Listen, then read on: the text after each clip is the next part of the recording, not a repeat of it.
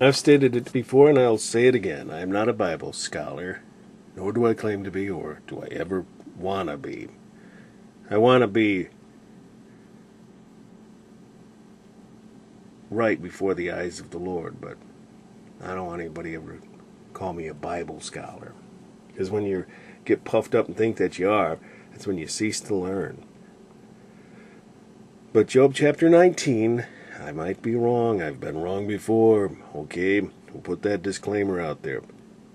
I know there's a turning point with Job, and I think his friends start getting to him. We'll see if there is, because right here, he gives God the credit. He, his troops, he. Then he starts talking about my kinsfolks. I called my servant, my breath, all my inward friends, my bone. Have pity upon me. Who, God? No, O ye my friends. But then he says, for the hand of God hath touched me. And remember we talked about that very early on in Job, and I will point it out again. Satan said, put forth thine hand. More than once. He said it twice. Put forth thine hand now in chapter 2. And what did God say? He says, touch his bone and his flesh. And the Lord said unto Satan, behold, he is in thine hand, but save his life. And then again in chapter 3, I think I remember where it was, he said again, put forth thine hand. Actually, I think it was down. Wait a minute. I'm trying to hold my place. Do all this with one hand.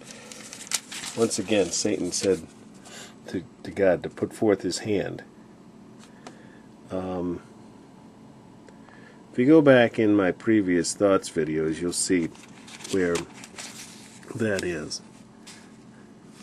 Actually, it might have been in chapter 1, and this might have been the second time here in chapter 2.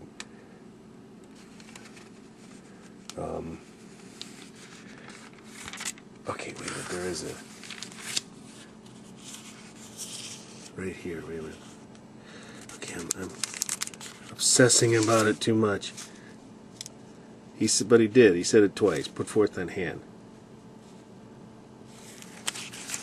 Okay, I'm sorry, I can't find it. There it is. Chapter 1, verse 11. But put forth thine hand now, and touch all that he hath, and he will curse thee unto thy face. And the Lord said unto Satan, behold, all that he hath is in thy power. Only upon himself put not forth thine hand.